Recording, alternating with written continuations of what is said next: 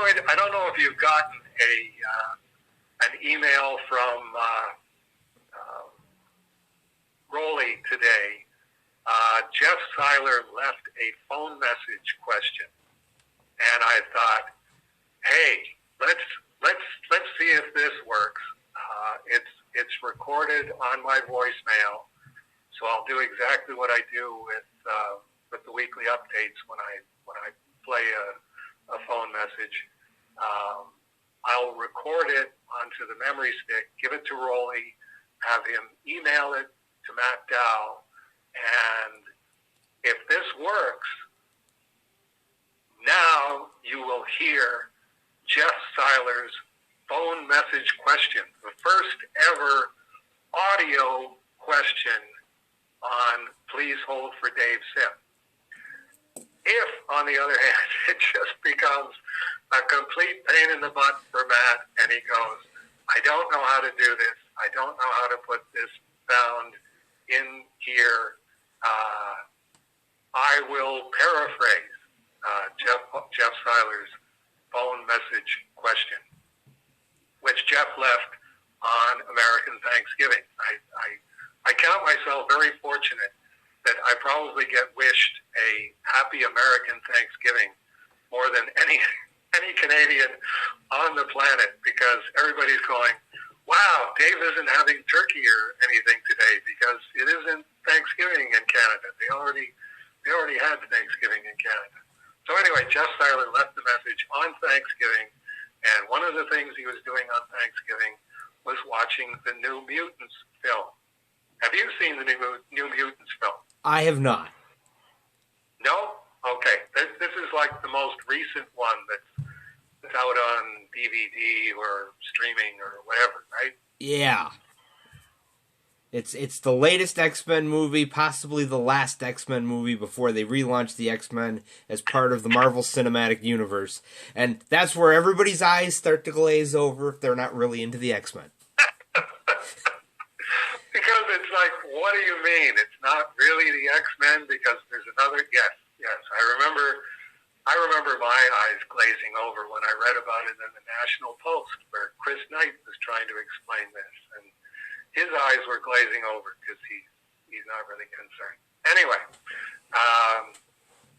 so what Jeff was saying was he saw it, and it wasn't the worst Marvel Comics movie ever. It wasn't the best Marvel Comics movie ever. It had some good stuff in it and some not so good stuff in it. But what he was asking was,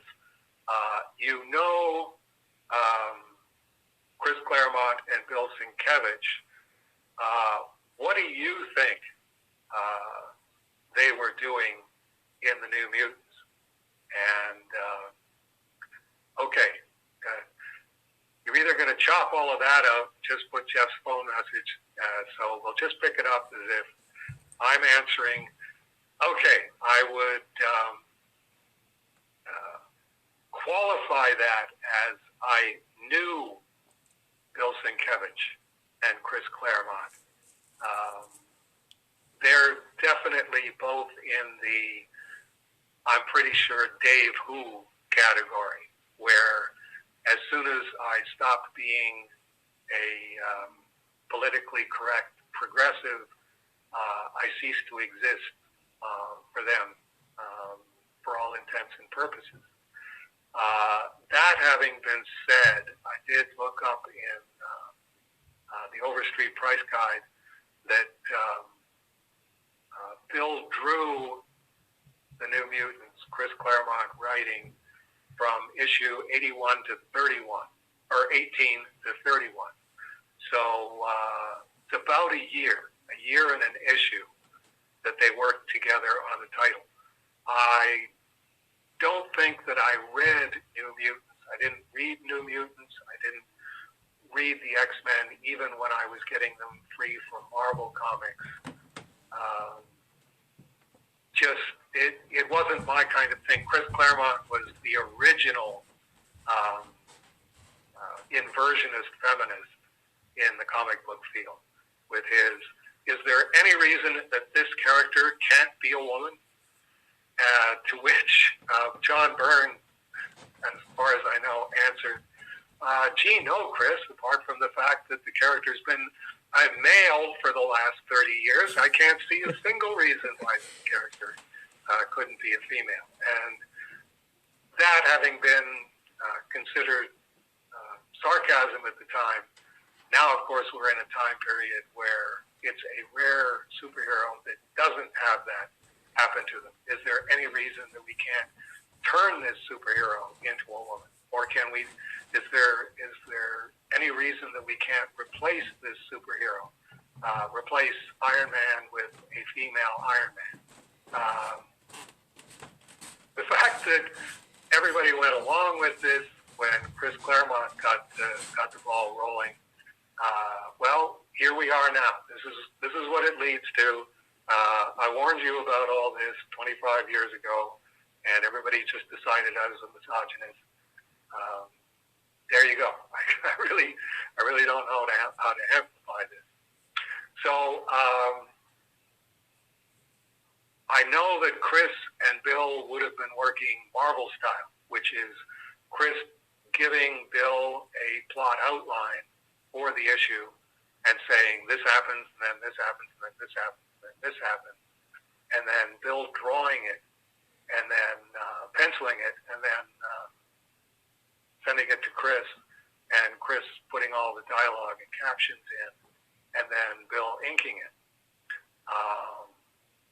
We know now from what Frank Miller had to say about working with Bill on Elektra Assassin, and what Neil Gaiman had to say about working with Bill on one of the Sandman stories, that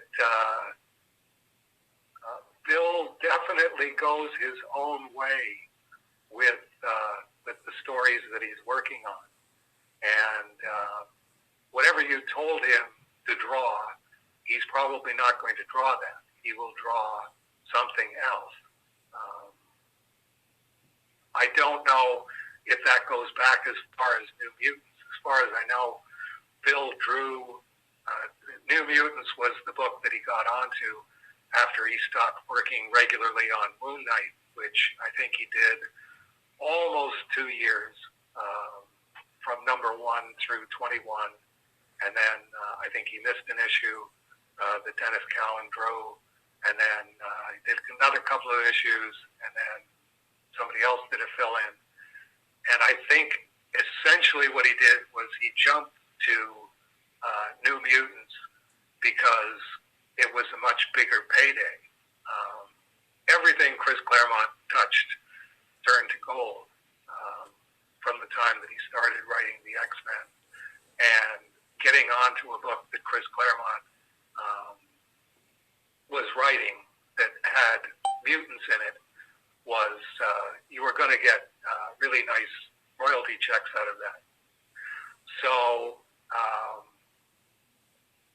because this is Jeff Seiler, because Jeff Seiler brought this up and was curious enough to want to know what did I think Chris and Bill Sienkiewicz were doing on New Mutants, I'm going to make the offer that if there's a collection out there of the Chris Claremont, Bill Sienkiewicz New Mutants, which would make sense to me.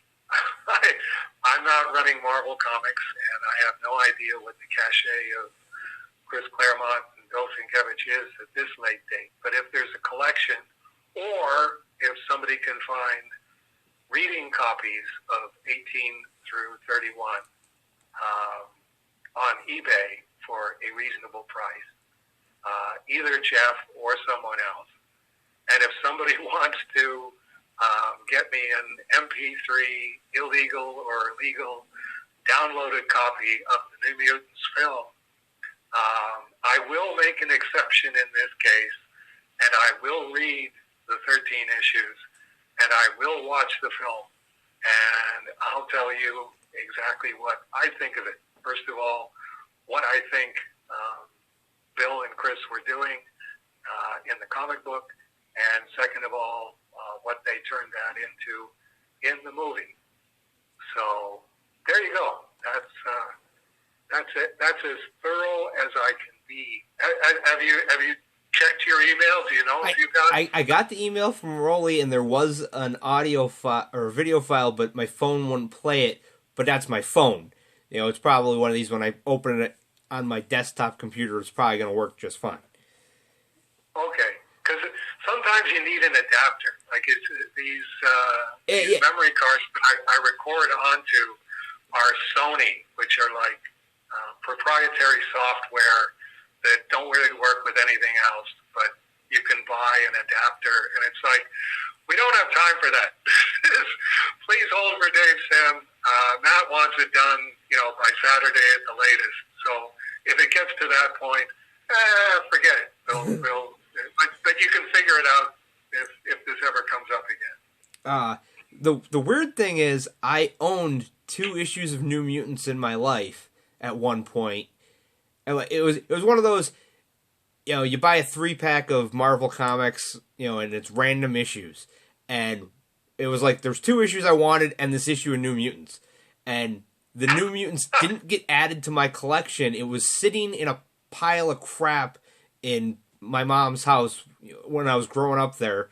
And it was one of those, I remember when we were moving, I found it and went, I don't know if I threw it in with my comics or if I went, this can go to St. Vinny's. But I'm pretty sure the 2 issues I owned were 18 and 31. Really? I had 2 Sienkiewicz issues, or I owned one and my brother owned one possibly. But but 18 and 31 sound like 18 I think I might have owned, and 31 sounds like another number where I'm like, I might have, either I own that or my brother owned that one. I did notice that it's credited in the Overstreet Guide as first appearance of the new Warlock. And it's like I'm going, okay, well, we're off to a running start anyway, with the Monotheists having to address the debut of, not only is Marvel not happy with just having one Warlock, this was the new Warlock. And I found it very gratifying that further down in the New Mutants listing, when I got to issue 95, it was the death of the new Warlock. And it's like, well, okay, problem solved. Possibly, depending on where the new Warlock went from there. They brought him back because they bring everybody back. Well, one of the original New Mutants, and he's one of my favorite Chris Claremont characters, because it was Chris Claremont with New Mutants doing, I'm going to do the X-Men. And so these are young teens that are mutants with powers. Xavier's going to train them as the next generation of X-Men. And there's Cannonball, who can fly, basically his legs turn into a cannon burst and he can fly. I'm trying to think who else was on the team. They were all, fairly cool, young teen, hot mutants. And then there was Cypher, who had the mutant ability to read and speak any language. The most useless superpower that anyone can think of. And he died fairly quickly. They were out on a mission, and the ability to speak French did not save him from whatever killed him. And eventually, he gets brought back, mixed in with Warlock, and becomes a character called Douglock. Because Cypher's real name was Doug Ramsey, and so and the new Warlock is a techno-organic alien he's not a machine, but he's not alive, he's both. And his techno-organic, they poured his dead techno-organic body on Doug's grave, and it seeped down into the casket, and they merged together and came back, because again, they all come back. You just made all that up. No, I did not. That actually exists. That's okay. All right. No. All right. The best part is, Dave, I own the action figure of Douglock. They came out with a New Mutants. They came out with a New Mutants toy line that had 3 or 4 of the characters, and it was late '90s, early 2000s when Matt has more money than brains, and it was like, the New Mutants figures, I'll buy these. And I open them up and I'm like, this is the stupidest toy in the world. Well, I appreciate you being able to admit that at this late date. There were better uses for the money.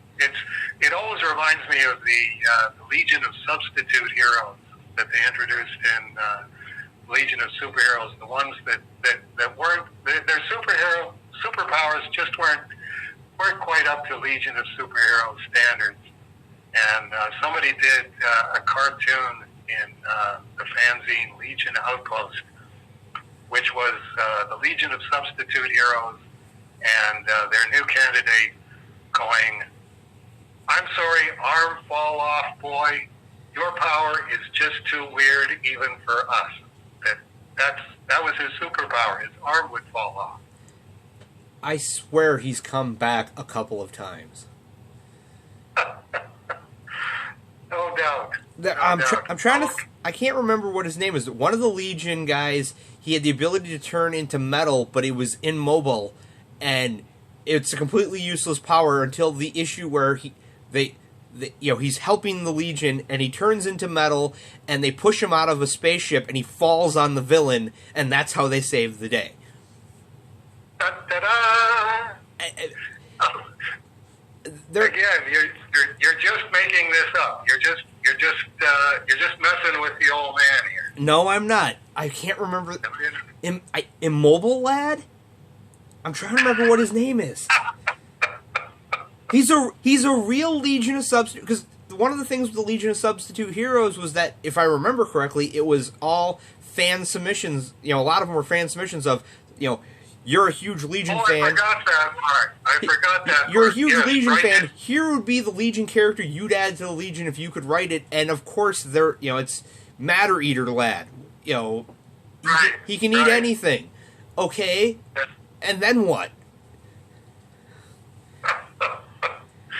And he actually made it into the Legion. I remember Matter Eater Lad. Chewing his way through mountains and stuff like that.